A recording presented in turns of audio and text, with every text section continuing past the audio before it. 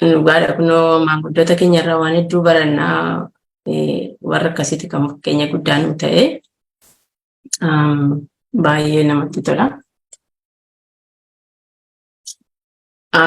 Baay'een dhedheeressu laachuu kun haayilaayitiidhuma wanta keessa turamee gara dirree dhiyaatiin kan jirudha kan isinii wanni gochuu danda'u. Kanaafuu gahee shamarran Oromoo dirree qabsoo dhihaati jedha mata dureensaa.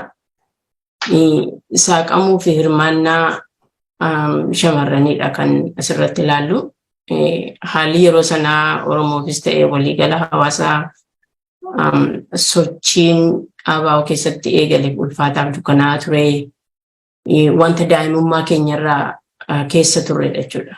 Dirreen qabsoo yeroo saaqametti qabsaa'ota Oromoo namoota muraasaan haa saaqamu malee baadiyyaa keessatti yeroo waraanni bilisummaa Oromoo dhufee biyya seenu baay'ee ijoollee taanee kan argaa turredha jechuudha. Kan nyaachisu, kan obaasu, kan galaa dhiyeessuu fi lafa isaan bosona keessatti diinatti mul'atin ta'anitti kan waan hundumaa godhu isaanii jechuudha. Kanaaf erga jaallan summiin dhumanii booda mootummaan Dargii Oromoo irratti wanni banee dhukaasa banee naannoo keenya naannoo kan biraas akka jirutti buqqaasee godaansisa jechuudha. Nuti maatii keenya wajjin yeroo sanatti kan gara qabsootti gara qabsoon jirutti kan godaanne jechuudha yeroo sana. Kuni leet 80mootadha bara 80mootuma haa jennu malee gara 85 86 kana keessadha.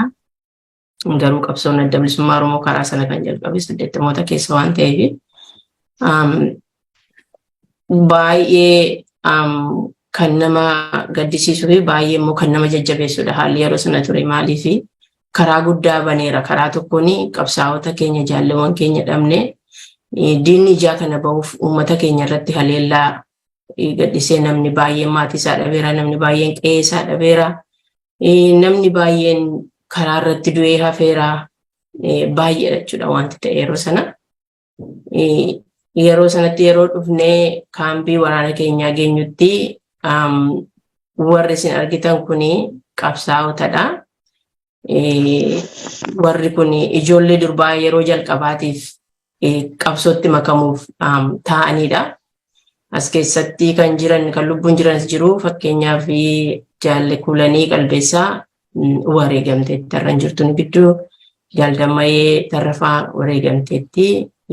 Qabsaa'ota warra kaan lafa isaan jiranii hin beeku garuu wareegamuu isaanii hin dhageenye. Addana keessaa ishee kana yoo laaltanii ana turte isheen kun yeroo sana. Kanaaf hedduu namatti dhaga'ama. Jaallamaan kun hundumti isaanii leenjii fudhatanii waan hundumaa fudhatanii qabsootti yeroo makamu jedhanii warri kun yeroo warra barumsa nu kennanidha. Achi booddee addi bilisummaa Oromoo ijoollee hundumaayyuu leenjii duraanuu kennanii kana yoo argitanii fakkeenya qawweetti malee qawwee miti kuni mukarraa kan tolchamudha. Kanaaf nuti ijoolleen hundumtiyyuu as keessa jirraa. Fakkeenyaaf obboleessa koo xiqqaadha, Jaawasiila koo xiqqaadha.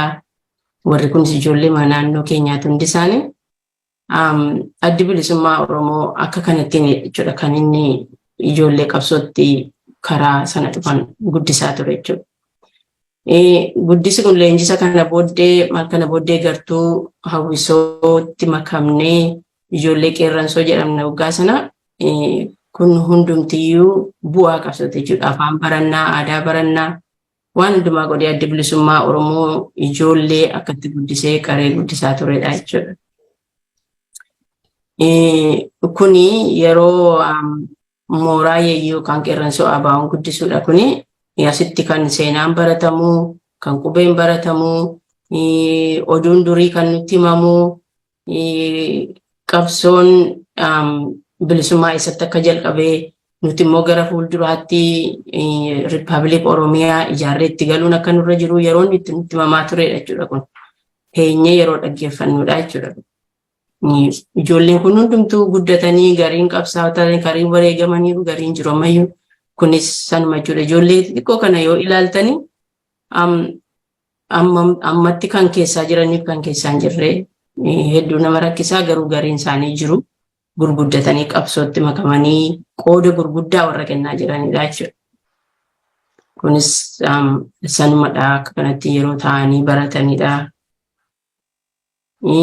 Addi bilisummaa Oromoo aadaa Oromoo naannoo adda addaa akka nu barannee guddannuu fi hedduu nu shaakalchiisa ture, hedduu nu barsiisa ture. Kun hundumti keenya ijoollee durbaa kana yoo argitan akka jiranitti sirba aadaa Oromoo naannoo garaagaraatiin ijoollee qaranii guddisuun aadaa ofii barsiisuu keessaa tokko waan ta'eef addi bilisummaa Oromoo kana afaan hojjechiisaa ture.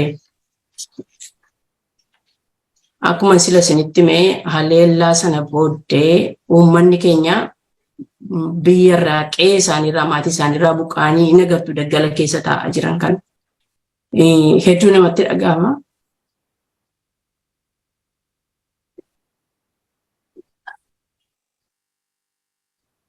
Nama baay'eedha. Isheen kun haadha kooti. Hedduu namatti dhaga'ama. Akka jiranitti qabsootti baqatanii qabsoo gara diinarraa gara abaawotti baqatan jechuudha. Gareen ijoollee daa'ima xixiqqoo baatanii jiru. Haalli yeroo sanatti baay'ee gaddisiisaadha. Baay'ee namatti dhaga'ama. Baay'een isaanii lubbuun hin jiran irraa haadha koo dabalatee baay'ee daddan keessa kan jiran. Kana keessaa kan guddatanii qabsootti dabalaman baay'eedha. Warri kun hundumtuu ijoollee durbaadha. Yoo nagartanii jaalle bushuu jedhamti isheen kun, jaalle bunee jedhamti isheen kun, jaalle niiree raagaa jedhamti isheen kun amma sadarkaa qondaala buttaatti waraana ajajjee kan lolchiisaa turteedha. Warri kun hundi isaanii jechuudha.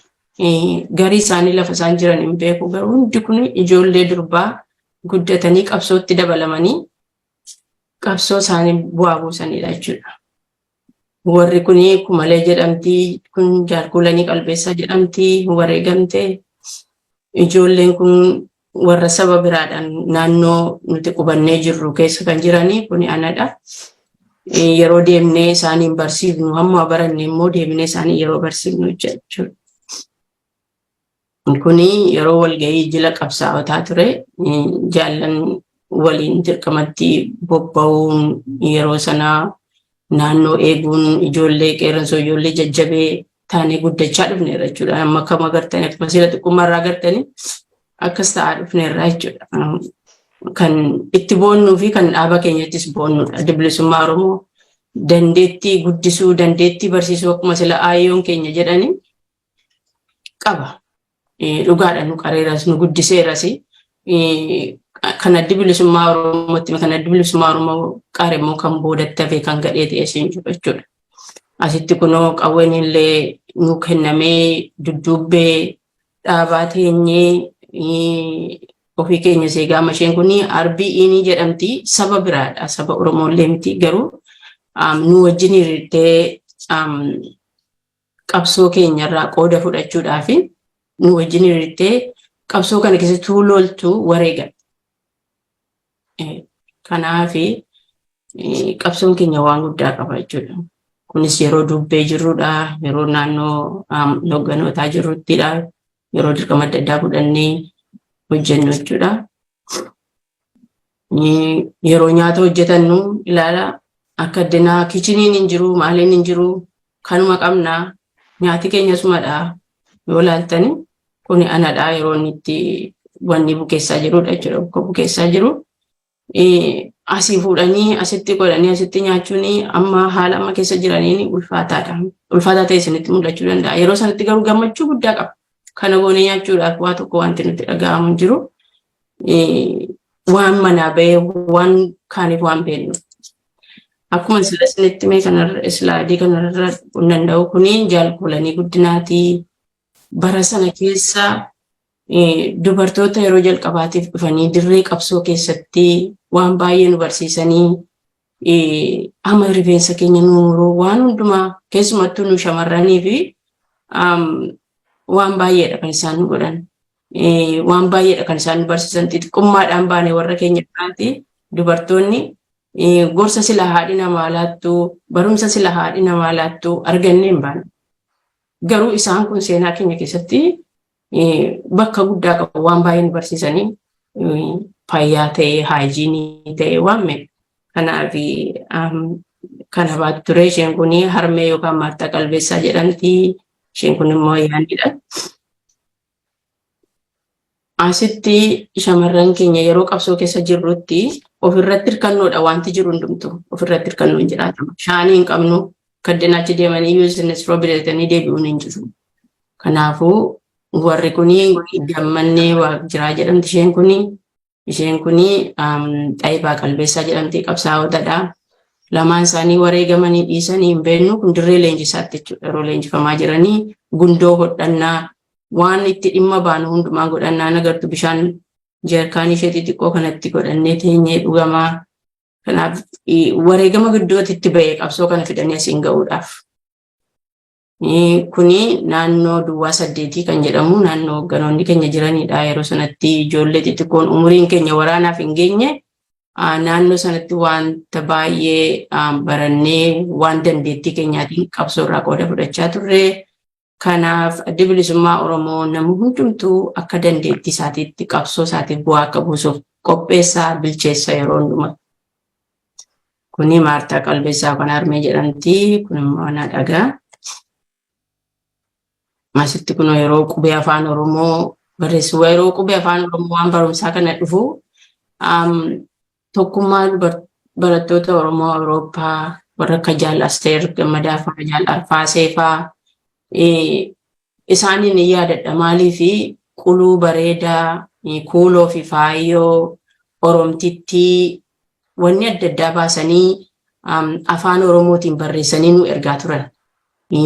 Yeroo dhufanis nu fidanii dhufu Jaal Arfaasee Gammadaa keessattuu yeroo dhufte sana waan baay'ee nu fiddee dhuftee waan baay'ee nu barsiiste yeroo jalqabaatii fi dubartii biyya alaarraa akka sanatti uffattee akka sanatti yeroo arginu baay'ee gammannee baay'ee wanni nu ta'e. Kanaaf dhugaa Jaal Arfaasee Gammadaa baay'ee qooda guddaa kennan qabsoo kana keessatti karaa ooraas karaa maaliis karaa akkaataa itti ofirratti hirkannoodhaan jiraannu ispeeshaalii nu warri shamarranii waan baay'eetu jira kan shamarran beekuu qabanii garuu qabsoon keenya immoo sana hundallee nu dhiyeessuu waan dandeenyeef akkaataatti makiinaa hodhaatiin waa hodhatanii itti gargaaramuu danda'an waan baay'ee nu barsiisanii qabsoo kanaaf bu'aa guddaa buusanii bu'aa guddaa kennan. Har'a asirratti illee argamuu habaatan malee seenaa yeroo hundumaayyuu isaan yaadataa jechuudha. Kunis 89 dhanatti fakkaataa 89 jala 90 warri kuni kuma isin jedhe isheen kun wareegamtee harbii ni jedhamti jaallannee jedhamti Kuulanii Qalbeessaa kuni ayyaanidha kuni Jaal Maattaraan jirti isheen. Addi bilisummaa Oromoo yeroo hundumaayyuu namni aktiivii akka ta'u barbaada ijoolleen aktiivii akka ta'u barbaadu kanaaf yeroo kana yeroo guyyaa ragalfii keenyaa keessa yeroo kubbaa taphatanii yeroo maal jedhanii agartu ijoollee durbaa kan hundumaa baay'ee nu jajjabeessu baay'ee namatti tola. Kun akkasiidha. Wayyaa gaarii illee hin qabnu maal gaarii hin qabnu agartu garuu gammadoodha baay'ee gammanna baay'ee nutti tola yeroo sanatti.